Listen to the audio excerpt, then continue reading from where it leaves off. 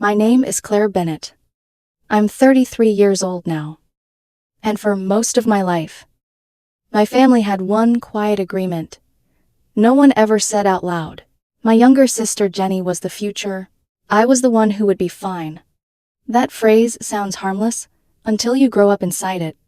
Until you realize it means nobody checks if you are actually fine. Nobody asks if you are tired, scared, drowning, or breaking. They just assume you will survive, because surviving has always been your assigned role. Jenny was 30, 3 years younger than me. And growing up, our family was solidly middle class. We were not rich, but we were comfortable enough that my parents started college funds for both of us when we were little. The plan was simple. They would contribute what they could. And by the time we each turned 18, we would have around $40,000 to help with college. Not life-changing money. Maybe. But enough to matter. Enough to soften the landing. From the time I understood what money was, my parents drilled one message into me. That fund was for my future. I needed to be responsible. I needed to make smart choices. I could not buy a video game without getting a speech about discipline and long-term planning. Meanwhile, Jenny got almost anything she wanted. Violin lessons, debut camp, new clothes before competitions, a laptop because her teacher said she was advanced. My parents called it investing in her gifts. When I asked for something, it was always, "Do you really need that?" Claire, let me paint the picture clearly. I was the steady kid. I played softball, got decent grades, had a small group of friends, and stayed out of trouble. I was not setting the world on fire, but I was not causing problems either. I was just a girl trying to grow up without making waves. My parents reacted to my life with polite boredom. Puis on a test. That's nice. Honey. Made the team. Good job. It felt like being acknowledged by people who had already decided I was not the interesting child. Jenny, though, was special. Advanced classes, honors programs, violin, debate club, enrichment activities, glowing teacher comments. And she was smart. I will never pretend she wasn't. But the way my parents talked about her, you would think she was destined to cure cancer, reform Congress, and solve poverty before her 25th birthday. Every dinner somehow became about Jenny. Jenny got first chair. Jenny's debate team won regionals. Jenny's teacher says she has extraordinary potential. There it was. Potential. That word followed her like a crown. For my 16th birthday, I got a $50 gift card and a card signed by my dad. For Jenny's 16th. They threw a surprise party. Invited 40 people. Rented a restaurant. And bought her a MacBook Pro. When I asked why mine had been so different, my mom looked almost annoyed. Jenny's going places. Claire, we need to support her ambitions. I smiled because that was what I had trained myself to do. But inside, something small and tender folded in on itself. Because what does that tell a daughter? That your sister is the investment and you are the backup plan. Senior year of high school. I applied to state schools. Nothing flashy. Just solid public universities where I could study finance, graduate, and build a stable life. I got into my first choice. A good state university, about 2 hours from home. I was thrilled. My parents said, "Oh, that's good." Then they went back to discussing Jenny's national merit application. Jenny was a junior then, but prestigious schools were already circling. Ivy League interest, scholarship letters, special invitations. My parents practically floated through the house. Our daughter might go to Columbia. Yale sent her a personal letter. Princeton is interested. They said our daughter in a way that made me feel invisible, even though I was sitting right there. I started college in the fall of 2009, when the economy still felt bruised from the crash. A week before I left, my parents sat me down at the kitchen table. I remember the light that afternoon. Pâle. Flat. Almost gray. My dad cleared his throat in the way he did before delivering bad news. Claire, we need to talk about your college fund. I thought maybe the account had taken a hit in the market. That would have hurt. But I would have understood. What I was not prepared for was my mother looking down at her folded hands and saying, "We've made a decision." My stomach tightened. "We're reallocating your college fund to Jenny's education." For a second, the whole room went silent in my head. "I'm sorry," I said. "What?" My dad leaned forward, using his calm, reasonable voice, the one that made unfair things sound practical. "Jenny has been accepted to Columbia University. It's an incredible opportunity. But even with scholarships, the costs are substantial. Your state school is much more affordable. We think you'll be fine with loans and part-time work." I stared at him. "You're giving her my college fund." My mother flinched, but only slightly. "The fund you told me my whole life was for my education. We're not giving it away," she said quickly. "We're investing it where it will have the most impact. And I don't matter." My dad sighed. Like I was making this difficult. "That's not what we said. You're practical. Claire, you don't need an Ivy League education to succeed. Jenny is different. She has real potential." There it was again. Potential. Not love.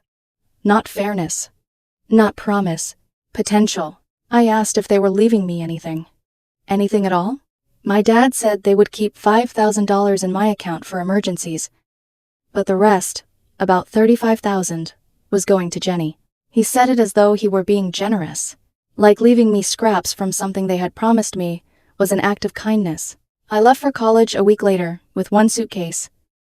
$5,000 that vanished within one semester. And a lesson I never forgot. My family had chosen who was worth investing in, and it was not me. That $5,000 emergency fund lasted exactly one semester. Tuition, books, housing, meal plans, endless fees I had never even heard of. It disappeared faster than I thought possible. By January, I was applying for every student loan I qualified for and searching for a job. I ended up working at a grocery store 25 hours a week while carrying a full course load. My schedule became brutal. Classes from 8 in the morning until 3 in the afternoon. Work from 4 until 9. Then homework and studying until midnight. Sleep for a few hours. Repeat. Weekends were for extra shifts and unfinished assignments. I was 19 years old and already exhausted. Meanwhile, Jenny was living her dream at Columbia. My parents posted constant updates online. Jenny made the dean's list. Jenny is doing research with a famous professor. Jenny is spending spring break in London at an academic conference. Every post felt like someone twisting a knife. Whenever I called home, the conversations were always the same. My parents would ask, "How's school?" I would barely answer before they spent the next 30 minutes talking about Jenny. One night, I mentioned that I was working 25 hours a week. My father chuckled. "Good. Builds character." I almost laughed.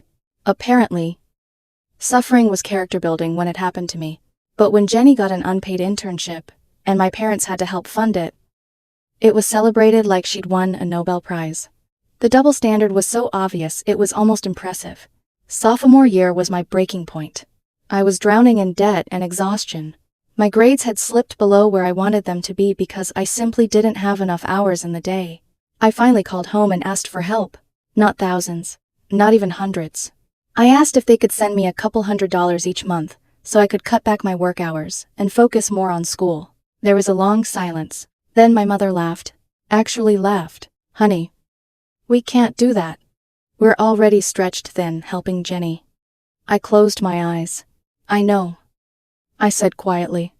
"That's why you gave her my college fund." Silence. Then she sighed. "We did what was best for the family."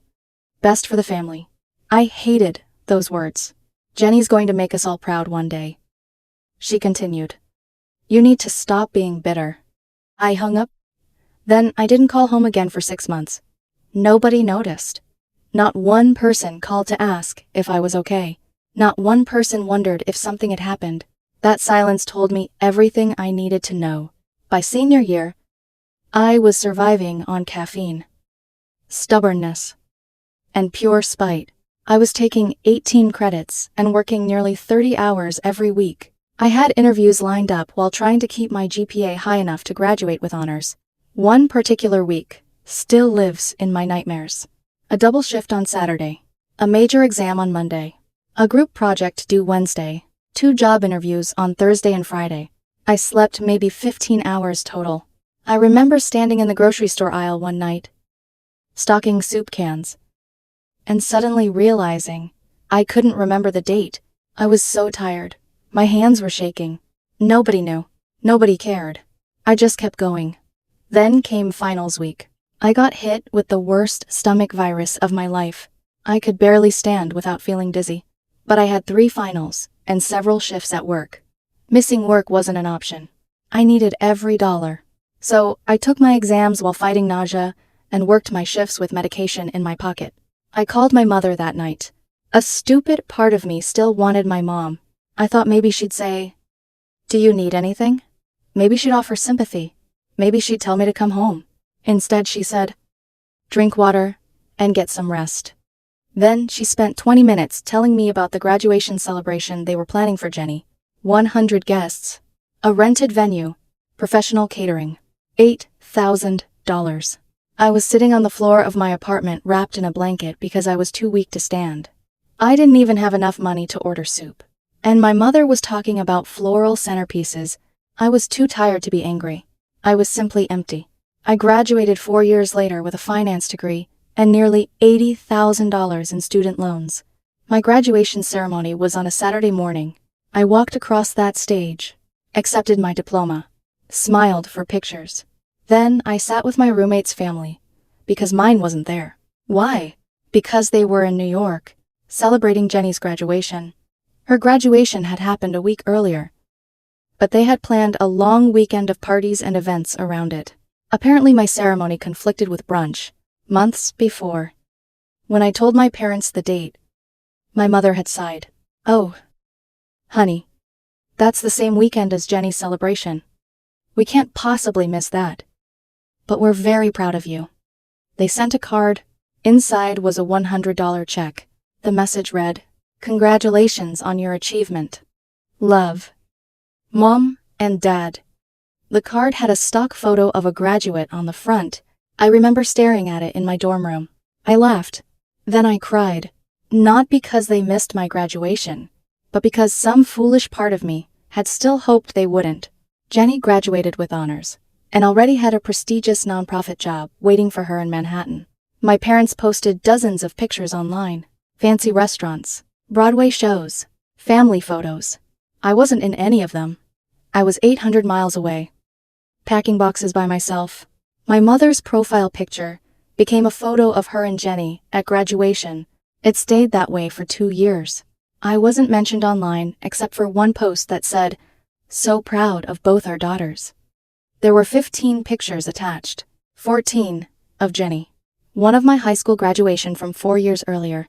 I moved to Chicago for my first job at a mid-sized accounting firm. The salary sounded amazing until I did the math. Taxes, rent, food, transportation, and my enormous student loans. I rented a tiny studio apartment in a questionable neighborhood because it was all I could afford. I furnished it with used furniture and one decent mattress because my back hurt from sleeping on a futon. I ate ramen more nights than I want to admit. I bought rice and beans in bulk. I clipped coupons. Every spare dollar went toward my debt. Every month, I sent in those payments and thought about how different my life would have been if my parents had simply divided the college fund fairly. But they didn't. They invested in potential, so I invested in myself. And little by little, without anyone's help, I started building a future no one expected me to have. The first few years in Chicago were not glamorous. I worked 60-hour weeks during tax season and volunteered for every awful project nobody else wanted. If a client needed someone to stay late, I stayed. If there was extra work on the weekend, I took it. I had learned something important in college. Nobody was coming to save me, so I stopped waiting. By 28, I had paid off all $80,000 of my student loans. Every penny. I remember making that final payment. I sat in my tiny apartment, staring at the screen, waiting for some huge emotional moment. Instead, I just felt light. For the first time in nearly a decade. I didn't owe anybody anything. I called my parents. I don't know why. Maybe some small, stubborn part of me still wanted them to say they were proud. My father answered, "I paid off my loans." I said. There was a pause. "See," he replied. "We told you you'd be fine." That was it.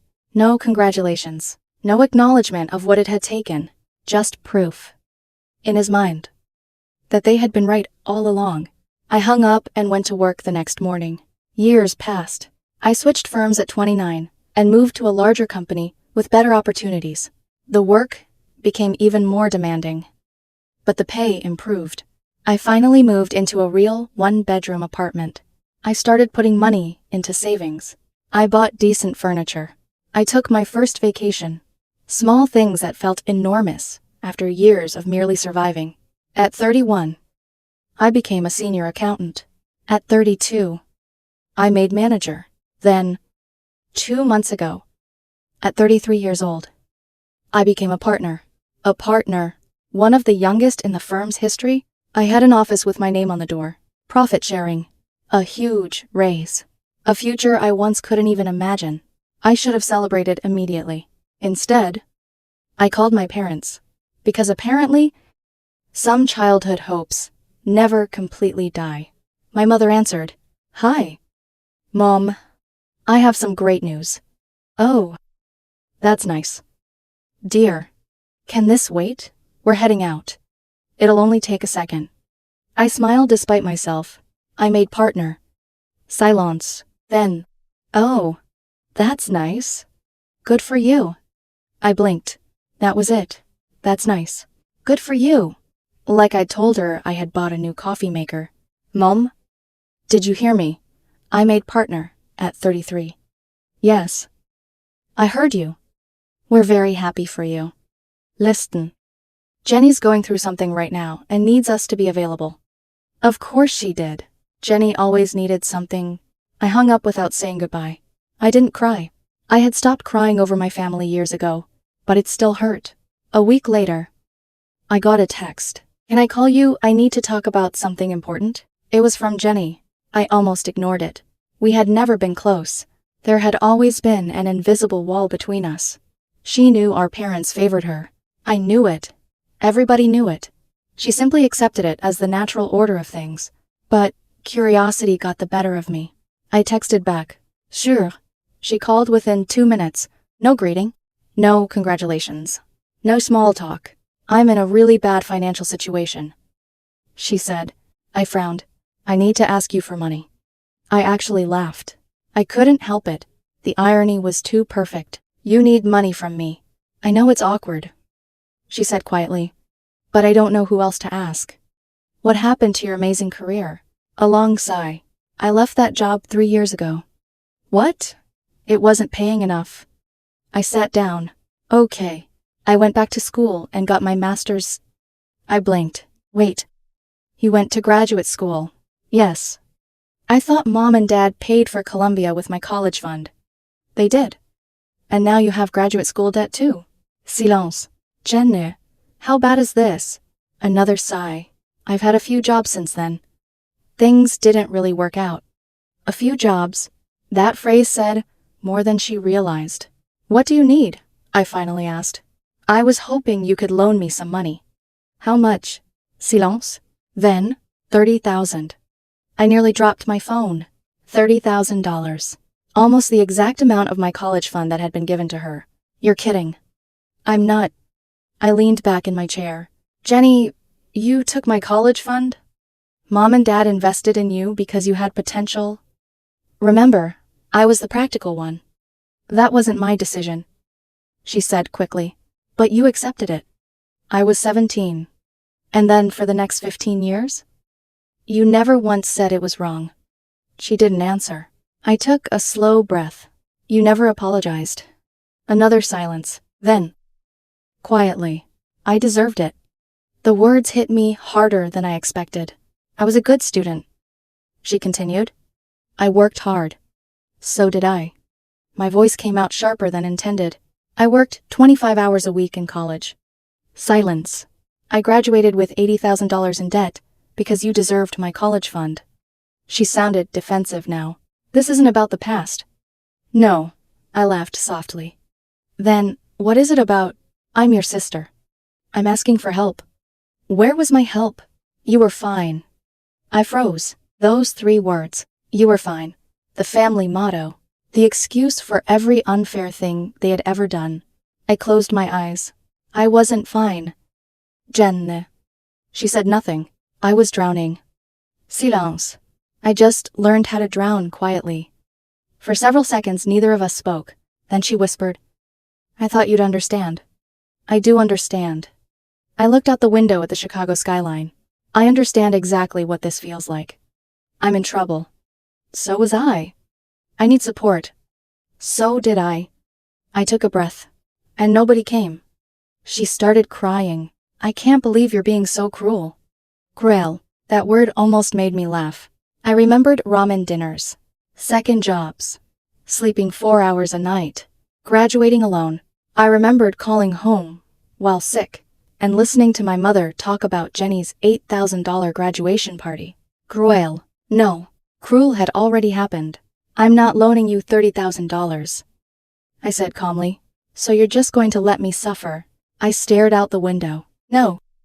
I paused. I'm going to let you figure it out. Claire. I did. Silence. Then I added softly. Character building. I remember, that's what Dad used to call it. She hung up. 10 minutes later, my phone rang again. Mom. I knew exactly why. I answered anyway. How could you say no to your sister? She demanded.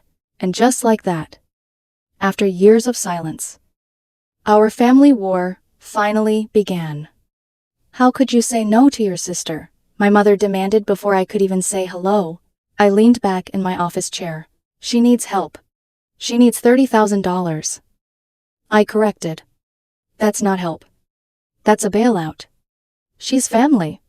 I laughed softly. The words sounded almost absurd. Where was this family energy when I needed help? I asked. When I was working myself to exhaustion, when I asked for a couple $100s a month and you laughed at me, that was different. No, I said quietly. It wasn't. Claire. You were fine. There it was again. Those 3 words. I almost admired their consistency. I was never fine. Mom. I was surviving. She sighed impatiently. You're still bitter about the college fund after all these years. I stared at the city outside my office window. I'm not bitter about the money. Then what? I'm bitter because you chose her. Silence. You decided she was worth investing in, and I wasn't. That's not true. You gave her my future, and told me to work harder. We did what we thought was best. And now you're asking me to clean up the mess? She's your sister, and I'm your daughter. Silence. For several seconds, neither of us spoke. Finally, she said softly, You've become very hard. I almost smiled. No. Mom? I became realistic. She started crying. If you don't help her, I don't know what we're going to do. I heard it immediately. The guilt, the manipulation, the same old song. You'll figure it out. Claire, you always do. I hung up. An hour later, my father called. The conversation was almost identical. I was selfish, vindictive, punishing Jenny for decisions she didn't make. I let him finish. Then I asked one question. What exactly am I supposed to be grateful for? Silence. You had a roof over your head. I also had a college fund that disappeared. You turned out fine. There it is again. I closed my eyes. Being fine became everyone's excuse to ignore me. He didn't answer. Finally, he said, Family helps family. I laughed. No. You help Jenny. He hung up. That night, I received a long text from my sister. It was filled with apologies and explanations. She was sorry. She didn't understand how difficult things had been for me. She knew I was hurt. She promised she'd pay me back. She said this was a one-time request. I read it twice. Then, I deleted it. The next morning, my mother called again. This time she was sweet, almost suspiciously sweet. She asked how work was going, congratulated me on making partner, said she was proud of me. I nearly laughed. Then she finally said it. I know we didn't handle the college fund fairly. I waited. We made a mistake. A long pause, but that's in the past. There it was. The real reason for the call. And your sister needs help right now. I rubbed my forehead. Mom? Do you hear yourself? What?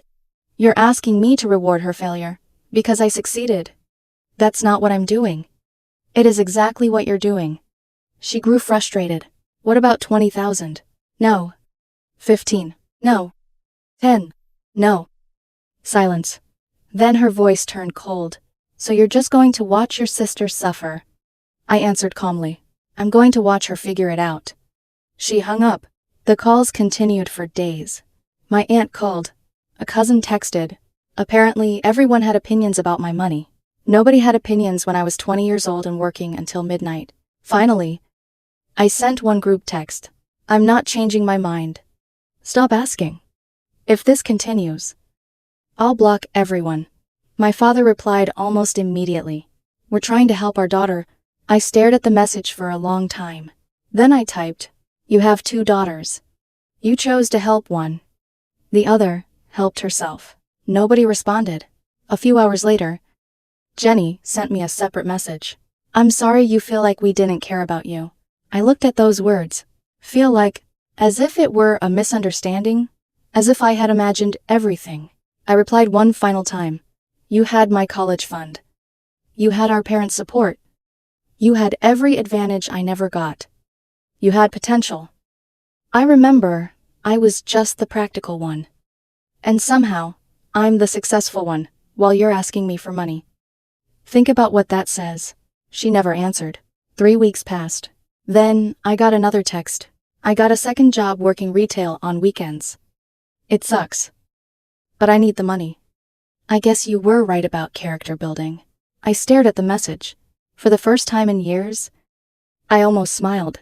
Not because she was struggling, but because she was finally doing what I'd been forced to do at 18, taking responsibility. I didn't respond. A week later, my parents called again. This time, they weren't asking for money. They were informing me they had co-signed a consolidation loan.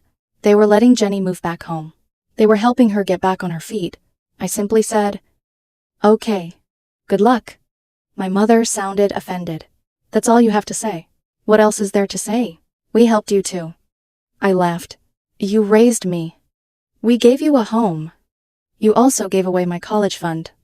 Silence. Then quietly, she said, you're never going to let that go. Are you? I looked around my office. My name on the door, the framed certificates, the career I'd built by myself. No. I admitted. Probably not. Why? I swallowed. Because for the first time in my life, I knew exactly why. Because it wasn't about the money. Silence. It was about what it represented. I took a deep breath. You looked at both of your daughters and decided one was worth betting on. No answer. And you didn't choose me. For a long time, neither of us spoke. Then my mother whispered, I'm sorry you feel that way. I closed my eyes. I'm sorry you did that to me. Then I hung up. I don't know if I'll ever have a real relationship with my family. Maybe someday. Maybe not. A month later, I learned the full truth. After Columbia, Jenny had taken a nonprofit job in Manhattan, making decent money, but she wanted the television version of New York, the expensive apartment, the restaurants, the designer clothes, the networking events. Within a year, she had accumulated $15,000 in credit card debt. My parents paid it off. Then she went back for her master's degree and took out massive loans. Then came another apartment. More debt. More shopping. More excuses. Every time she fell, my parents softened the landing until they couldn't anymore. Now she had $60,000 in credit card debt, $85,000 in student loans, no full-time job, and a weekend retail position. This was the potential they invested in. This was the daughter they chose. Last night I celebrated making partner with some colleagues. We went to a beautiful steakhouse. I ordered the expensive wine. I ordered dessert. I enjoyed every single bite. Because I earned it. Every bit of it. No handouts. No special treatment. No one believing in my potential. I simply did the work. My family made their choice when I was 18. They chose potential. I chose results. And results paid for the steak. The office. And the name on the door? This morning, I received one final text from Jenny. For what it's worth, I really am proud of you. I always knew you'd succeed. I read the message twice. Then I archived it.